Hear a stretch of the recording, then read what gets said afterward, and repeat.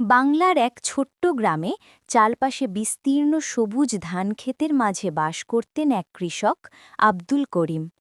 তার কাছে কৃষিকাজ শুধু পেশা ছিল না, ছিল জীবন, ঐতিহ্য আর টিকে থাকার লড়াই। প্রতিদিন ভোরের আগে ঘুম থেকে উঠে নামাজ পড়ে তিনি হালের নাঙ্গল আর দুটি বলদ নিয়ে মাঠের পথে বের হতেন।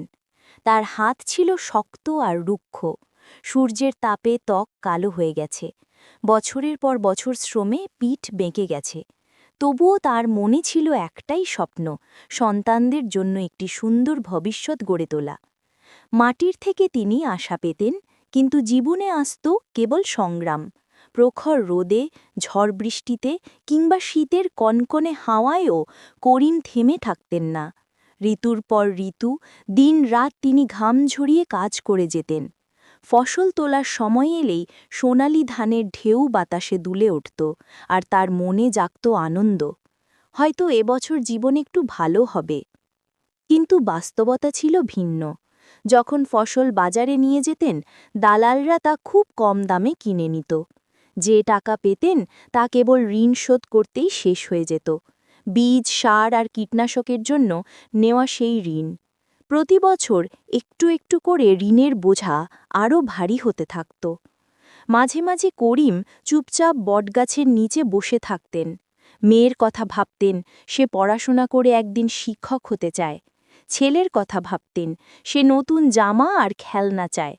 স্ত্রীর কথা ভাবতেন, যিনি সামান্য টাকায় সংসার চালান, প্রায়ই নিজের চাহিদা ত্যাগ করে। করিমের বুকের ভেতর কষ্ট জমে যেত, কারণ এত পরিশ্রম করেও পরিবারকে প্রাপ্য সুখ দিতে পারছিলেন না।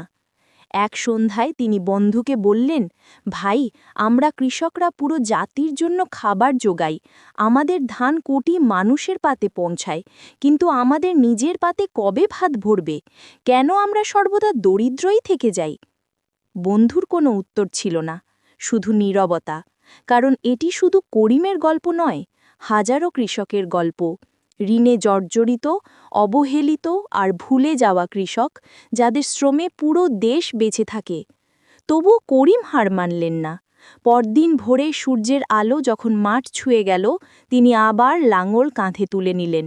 বুকের ভেতর ছিল দুঃখ, কিন্তু সাথে ছিল আশা। কারণ কৃষকের বাস্তবতা এই, জীবন যতবার ভেঙে দেয়, তিনি ততবার নতুন স্বপ্নের বীজ বুনে দেন। আব্দুল করিমের গল্প শুধু তার নিজের নয়, এটি লক্ষ কোটি কৃষকের গল্প, যারা আমাদের খাওয়ান অথচ নিজেরাই ক্ষুধার্ত থাকেন। প্রতিটি ভাতের দানার পেছনে লুকিয়ে আছে কৃষকের ত্যাগ আর সংগ্রামের গল্প।